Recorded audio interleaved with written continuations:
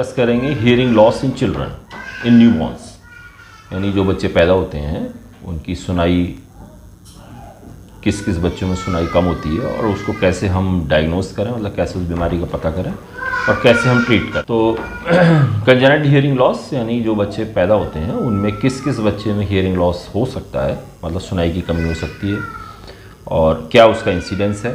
तो इंसिडेंस में अगर हम देखते हैं तो जो भी दो बच्चे 1000 बच्चों में, जो भी 1000 बच्चे पैदा होते हैं उसमें किसी भी 2 बच्चे में हियरिंग लॉस हो सकता है। हियरिंग लॉस मतलब कि जो नस सुनने की जो हियरिंग कैपेसिटी है वो कम होती है, उनकी कम भी होती है या बिल्कुल नील भी हो सकती है।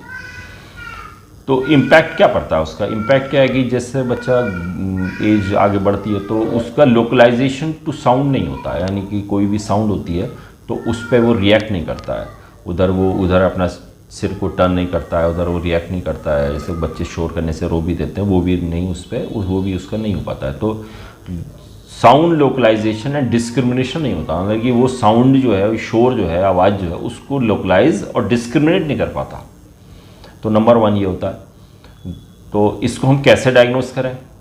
तो अब जो है हमें कंपलसरी मैंडेटरी है कि जो भी बच्चे पैदा होते हैं उनके 3 दिन के अंदर हमें उनका ऑटो एकॉस्टिक एमिशन करके एक टेस्ट होता है जो हम ही लोग करते हैं मशीन से, वो एक टेस्ट करें या हम बैरा करें, यानी ब्रेन स्टेम इवोक रेस्पॉन्स ऑटोमेट्री, वो भी एक किस्म का टेस्ट जो कि वो हम भी करते हैं, न्यूरो के डॉक्टर भी करते हैं। तो वो टेस्ट होता है कि जो 3 दिन बच्चे के पैदा होने से 3 दिन के अंदर हमें वो करना चाहिए। तो वो टेस्ट करते हैं, वो एक वेस्टर्न कंट्रीज़ में तो हियरिंग टेस्ट और थायराइड ये मैंडेटरी है, यानी जो भी बच्चा पैदा होगा उसके सब बच्चों के थायराइड भी टेस्ट होंगे और सबके जो है हियरिंग भी टेस्ट होंगे। ये दोनों बाय बर्थ एट बर्थ ही करने से हम उनके फ्यूचर में जो उनकी जो डिफ़िकल्टीज़ या जो उनके जो ग्रोथ डेवलपमेंट में चेंजेस आते हैं जिससे वो कमी रह जाती है, उसको हम काफ़ी हद तक कंट्रोल कर सकते हैं अगर हम एट बर्थ ही उनको हम डायग्नोस कर लें। क्योंकि थायराइड भी जैसे माइलिन जो ब्रेन में जो नर्व्स के चारों तरफ जो टिश्यू होता है माइलिन, उसको ग्रो कराता है। तो अगर वो ब्रेन का टिश्यू नहीं बनेगा तो बच्चा मेंटली रिटार्डेड रह जाता है और हियरिंग भी नहीं होगा तो वो हियरिंग वाला बच्चा भी जो है वो कम्युनिकेशन स्किल्स इसके पुअर हो जाते हैं, ना तो कम्युनिकेट कर पाता, ना वो सुनेगा नहीं तो कम्युनिकेट भी नहीं करेगा। तो ये हमें फीचर्स होते हैं। तो किस किस मदर में हम सस्पेक्ट करें कि उसके बच्चे को हियरिंग लॉस हो सकता है? तो वो मदर जिसको कि इन्फेक्शन हुआ, खासकर टॉक्सोप्लाज्मोसिस से और साइटोमेगालोवायरस से, यानी एक इन्फेक्टिव पैथोलॉजी है जो कि होती है मदर्स में ड्यूरिंग प्रेगनेंसी। सिफिलिस है और रूबेला है, ये सब कंडीशंस अगर इन्फेक्शन मदर को हुआ है तो हमें हाई पॉसिबिलिटी है कि बच्चा को हियरिंग लॉस हो सकता है। या मदर ने कोई डायूरेटिक्स लिया हो, या मदर ने कोई कीमो कराई हो, रेडियोथेरेपी, कीमोथेरेपी जो काफ़ी टॉक्सिक होती हैं। अल्कोहल का भी बड़ा स्ट्रॉन्ग इम्पैक्ट चाइल्ड की हियरिंग पे होता है, जो आजकल जनरेशन को हमें थोड़ा सा लाउडली अंडरस्टैंड कराना चाहिए कि alcohol and smoking can cause hearing loss.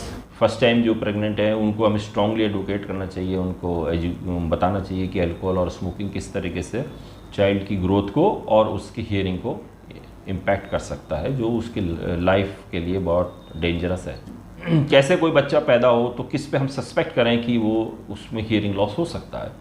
जो बच्चा मैकेनिकल वेंटिलेशन पर आओ 5 दिन से ज़्यादा, सस्पेक्ट है, ऐसा नहीं कि सब में होगा, सस्पेक्ट है कि वो मैकेनिकल वेंटिलेशन यानी कि जो इंट्यूबेशन यानी कि जिसको वेंटिलेटर पर आओ, जिसके बिलीरुबिन बढ़ा हुआ हो और उसमें शायद ब्लड भी चढ़ा हो, वो भी सस्पेक्टेड कि हाई रिस्क केसेस हैं।